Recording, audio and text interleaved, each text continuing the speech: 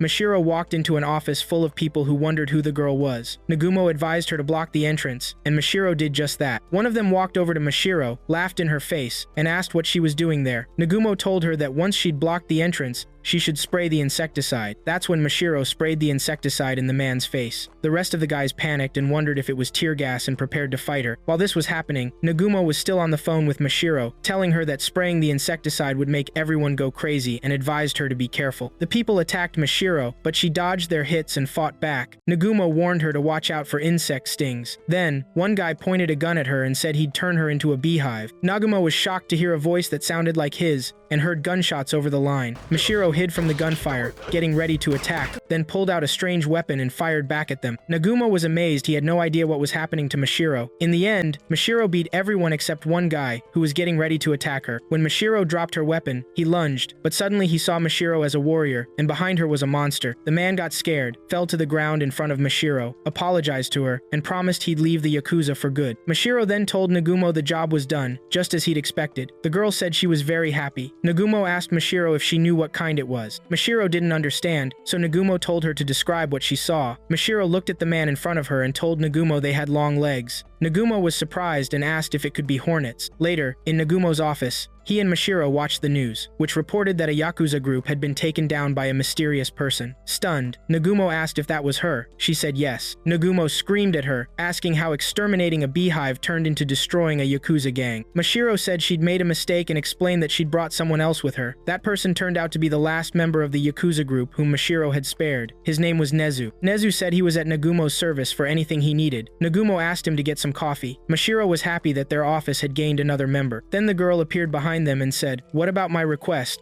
Nagumo and Mashiro are sitting watching a TV show. Suddenly they see something that scares them, and they start screaming. Mashiro goes to get salt to cleanse the place from evil spirits. Nagumo advises her not to watch programs like that. Meanwhile, Mashiro jumps up and throws the bag of salt as it is at the TV, breaking it. Nagumo says, "It would have been better if you had thrown the salt without the bag." Mashiro is afraid of dark places and ghosts. She asks Nagumo if he's bothered by these things. Nagumo answers no. Mashiro is surprised and asks how that is. Nagumo explains there's no such thing as ghosts. She asks if he can walk alone at night in cemeteries. He says no problem. He adds that ghosts and Santa share the same roots because they're products of children's imagination. He continues that Santa, ghosts, and imaginary childhood friends are all illusions. Mashiro imagines that if Nagumo dies, he'd become a trapped, hateful spirit. At that moment, the doorbell rings. Mashiro opens the door to see Hayashida, who says to her that she really works at a detective agency. Mashiro is surprised. Nagumo realizes Hayashida is Mashiro's classmate. Mashiro explains she hasn't seen him in a while. Hayashida says she hasn't been coming to class much. Mashiro smiles and says she's keeping track of her attendance. Mashiro gets nervous and asks Hayashida what his zodiac sign is today. Nagumo is surprised and thinks to himself that they're not close friends. Hayashida says he came to ask for a favor. Mashiro says, "You're the one asking for a favor?" He looks at them and explains that there's a ghost that keeps appearing around his house. Mashiro stammers, scared. Hayashida continues, saying every night at midnight, he senses something outside, so he bought a surveillance camera to monitor it. He saw interference on the camera, and suddenly a ghost girl appeared. He adds he went out to check what he saw, but the camera showed interference again, and the thing he saw disappeared. Nagumo says it could be a silly nickname or a stalker. He continues that there could be many explanations, so he and Mashiro will investigate. He looks at Mashiro, who is trembling with fear, and imagines her as a crazy rural shaman.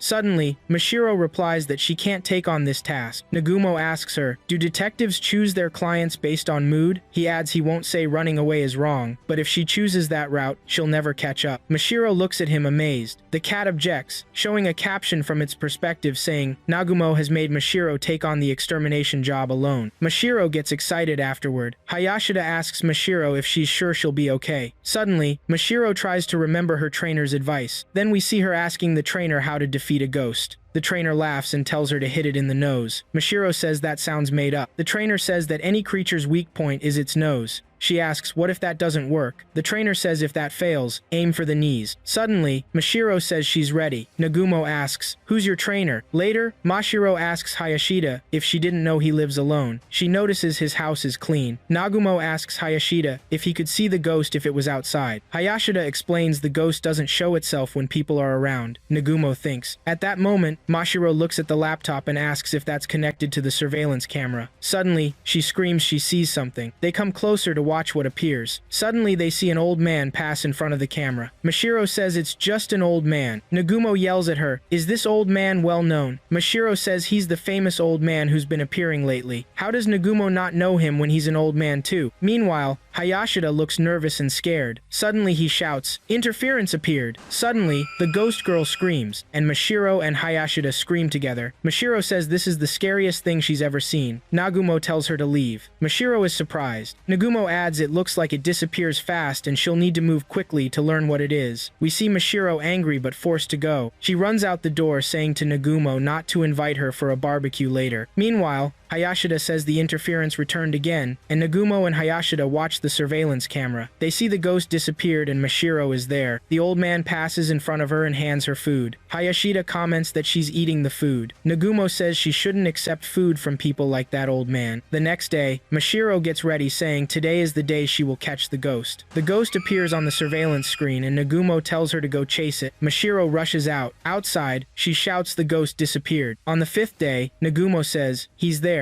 We see Mashiro running and jumping to catch the ghost, but it disappears again, and Mashiro gets frustrated. On the 7th day, Nagumo and Hayashida sit in front of the monitor watching Mashiro threaten the ghost, saying she'll break its legs so it can't run when she catches it. Nagumo explains Mashiro keeps getting faster every time, but the ghost disappears before she reaches it, and it never appears if they hide and wait for it. Hayashida says they're kind of stuck. Nagumo looks at him and says he seems pretty satisfied considering everything. Hayashida gets flustered and denies it. Nagumo warns that interference appeared. Suddenly, Nagumo calls to Mashiro and asks her to go through the window this time. Hayashida is confused. Mashiro jumps through the glass window, explaining the ghost doesn't expect her to take a shortcut this time. Hayashida is surprised. Nagumo notices Mashiro should appear on the camera, but he sees only the ghost. He looks at Hayashida and asks, "What's this?" Hayashida says he has no idea. Nagumo reveals that Hayashida is the ghost. Hayashida is shocked and asks, "I'm here?" Nagumo explains Hayashida wore the ghost costume before and recorded these clips. He played the original footage again before Mashiro arrived so they wouldn't figure out it was a recording. Hayashida gets upset and asks, "Where's your proof?" Nagumo tells him not to get emotional. He explains that as soon as they looked at the camera, Hayashida controlled the remote in his pocket. That's enough proof. Hayashida asks when Nagumo found out. Nagumo replies from the first time. At the moment the ghost disappeared, the old man's light was visible. Hayashida asks why he pretended not to know. Nagumo says he wanted to find out why, and he discovered the reason in the past few days. It's because Hayashida admires Mashiro. He noticed how much he enjoyed spending time with her, and from his expressions, ghosts were the last thing on his mind. So he made up the story to have an excuse to see her. Nagumo asks if he's right. Hayashida says no. Nagumo continues that he did the same thing before he borrowed a MD player from a girl, and later told her he lost it, so she'd go to his room and look for it with him, but later discovered she stole it too. He was shocked. Hayashida breaks down and admits Nagumo is right, and he really made up the story for Mashiro. He asks for forgiveness while crying. Nagumo asks if he knows Sherlock Holmes. Hayashida answers yes. Nagumo recalls a book and says he doesn't remember some details, then tells Hayashida to stop stalling and tell Mashiro his feelings, and that he can pay his fees later. At that moment, Mashiro comes in. Nagumo explains Hayashida wants to tell her something, but they're shocked to see Mashiro holding a real ghost. Nagumo and Hayashida panic. Mashiro advises them to bring a bag of salt immediately.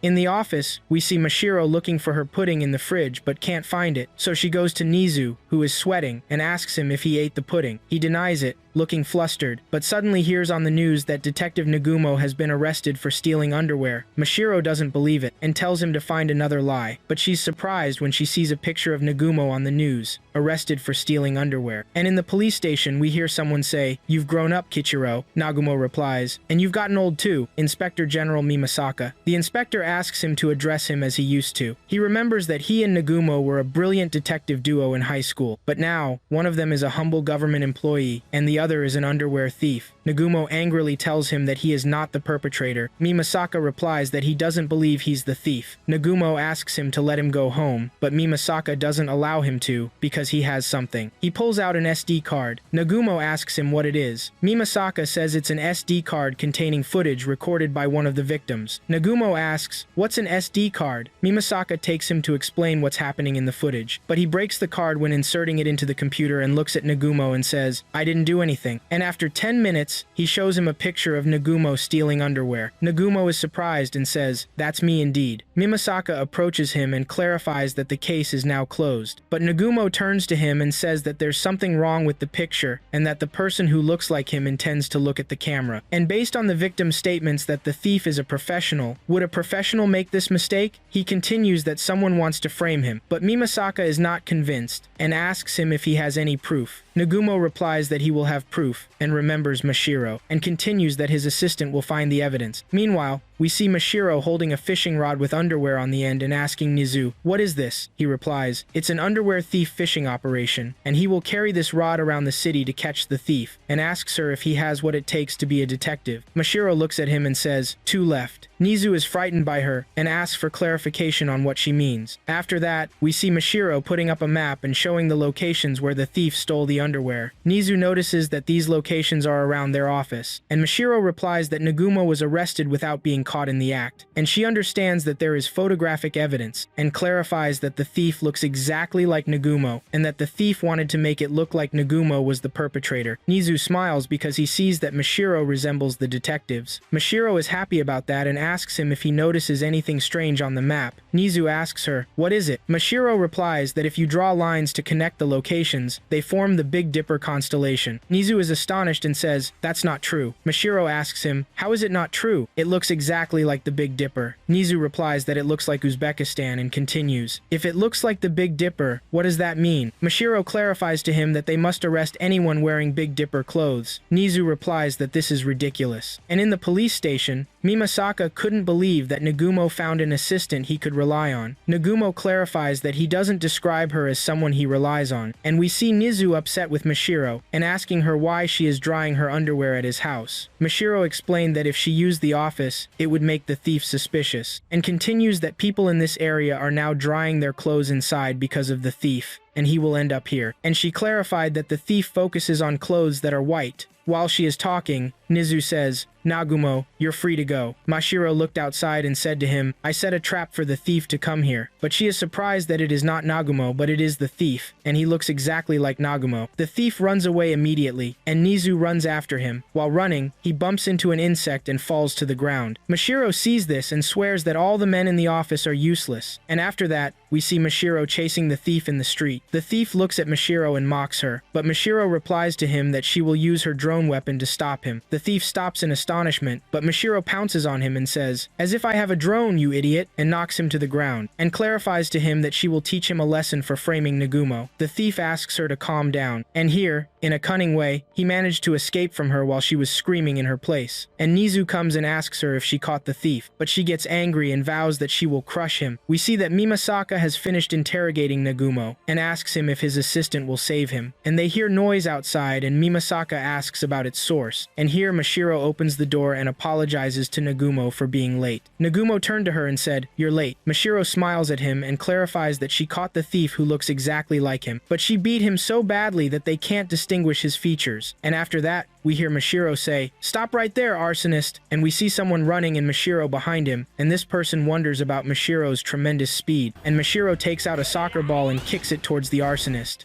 The arsonist smiles because the ball didn't hit him and mocks her. Suddenly, the ball hits him, and we hear Mashiro say that the pen is mightier than the sword. Nagumo replies that this sentence has nothing to do with anything, and in the police station, Mimasaka praises Mashiro for her work, and Mashiro clarifies that there is no need for that. But the arsonist laughs, and Nagumo asks him what is making him laugh, and he says that his art is outside, and they must go and check parking space number 1 next to the station, and that he doesn't think they will arrive in time. Nagumo asks Mashiro to go there quickly. Mimasaka asks him what he did. The arsonist answers him that he did art, and continues, "Can the girl handle it?" And we see Mashiro arrive at the parking lot, and we hear the person clarify that his art is provocative. And Mashiro searches the parking lot and sees a poster, and we hear Nagumo asking her if she found anything. Mashiro clarifies that there is a monster hunting mission posted, and she sees a box and asks, "What is it?" Nagumo asks her to wait for support to arrive and not to touch anything. The arsonist replies that there is no time for support. Mashiro is forced to open the box, and we hear Nagumo asking her not to open it because it might be a bomb, and Mashiro opens the box and finds that it is a bomb. The arsonist gets angry because of Nagumo's words that he revealed the surprise, and Nagumo apologizes to him. Mimasaka shouts at Nagumo because of the nonchalance he has, and asks to prepare the bomb squad. Nagumo asks Mashiro to send him a picture of the bomb, and Mashiro sends it to him, and Nagumo and Mimasaka look at the picture, and Nagumo shouts at Mashiro because she took a selfie with the bomb, because he wants a picture of the bomb up close, but she sends him a special picture of her. Nagumo gets angry and tells her to stop doing that. Mashiro clarifies here that there are 3 minutes left until the bomb explodes. Nagumo asks her to run away, but Mashiro refuses because if the bomb exploded, it would destroy the building, and continues that she will defuse it. Nagumo panics and asks her to stay away from it. And meanwhile, the arsonist laughs at them, but Nagumo grabs him and asks him to tell him how to stop the bomb. Mimasaka clarifies to Nagumo that he didn't tell him anything, and indeed, the arsonist says that there is no way to defuse the bomb. Nagumo lets him fall to the ground and asks Mashiro about her plan. Mashiro clarifies that she saw how the heroes defuse bombs in movies, and if she manages to get through this, she will achieve a breakthrough, and if she fails, she will achieve more than a breakthrough. Nagumo is worried about her words, and she holds the bomb and says that there is a blue wire and a red wire, and that success is always in cutting the red wire. And after that, Nagumo hears the sound of an explosion, but Mashiro reassures them and says that it's her voice because she was scared, and she says, "What do I do now?" because there is a mass of tangled wires. Nagumo demands her to run quickly, but she refuses, and suggests that she will take it to a remote place where there are no people. Mimasaka tells Nagumo that the bomb squad will not arrive in time. Mashiro runs while carrying the bomb, and Mimasaka talks to her during this time, and tells her that there is an abandoned baseball field in the north, and continues that she must put the bomb inside the field. field, and Mashiro runs, and there is only a minute left, and Mashiro could not put the bomb inside the field, so she is forced to kick it into the field, and indeed she did so. But we see that Nizu is inside the field doing his photography hobby, and looks into the camera and sees the bomb in front of him, and the bomb explodes and destroys the field. And we hear Mashiro say, "Can you tell me how to get to the station?" And Nagumo replies that this sentence has nothing to do with anything.